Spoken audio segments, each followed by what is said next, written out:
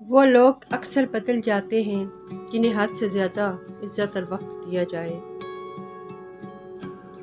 اپنی سوچ کو بدلیں، آپ کی دنیا ہی بدل جائے گی۔ کون کہتا ہے تنہائیاں اچھی نہیں ہوتی؟ بڑا حسین موقع دیتی ہیں خدا سے ملنے کا یہ تنہائیاں۔ اگر اللہ آپ سے انتظار کروا رہا ہے تو اس سے زیادہ حاصل کرنے کے لیے تیار ہو جائیں جتنا آپ نے مانگا تھا۔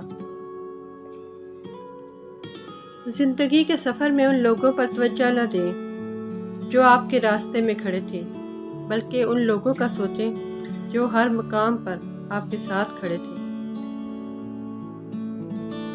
اگر لوگ آپ سے دوری اختیار کر رہے ہیں تو انہیں کرنے دیجیے، کیونکہ آپ کی تقدیر، قسمت، وقت اور زندگی کی ڈور کسی کے چھوڑ جانے کی محتاج نہیں ہے۔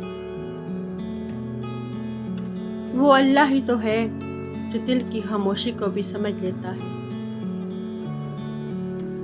زندگی کی ہر ٹھوکر بہت نرالی ہے، جب بھی لگتی ہے کسی کی اصلیت دکھا جاتی ہے یا پھر کچھ نہ کچھ سکھا جاتی ہے۔ کچھ مردوں کا جنازہ پہلی بار انہیں مسجد لے کر آتا ہے اور کچھ عورتوں کا کفن ہی پہلی بار انہیں پردہ کرواتا ہے۔ انسان کو ہر حال میں راضی برضائے الہی رہنا چاہیے اور صبر شکر سے کام لینا چاہیے۔ صبر کرنے سے ہی اعلیٰ مقامات و عرفان حاصل ہوتے ہیں۔ رشتے دل سے بنتے ہیں، باتوں سے نہیں۔ کچھ لوگ بہت باتوں کے بعد بھی اپنے نہیں ہوتے اور کچھ لوگ خاموشی سے اپنے ہو جاتے ہیں۔ لوگوں سے ڈرنا چھوڑ دو، عزت اللہ دیتا ہے، لوگ نہیں۔ کسی کی تہجد بھی کام نہیں آتی اور کسی کی قضا بھی قبول ہو جاتی ہے، بات تو ساری نیت کی ہوتی ہے۔ اگر کسی کو تکلیف دے کر بھی اچھے سے سو لیتے ہو تو اپنے ضمیر کا جنازہ پڑھ لو، کیونکہ وہ وفات پا چکا ہے۔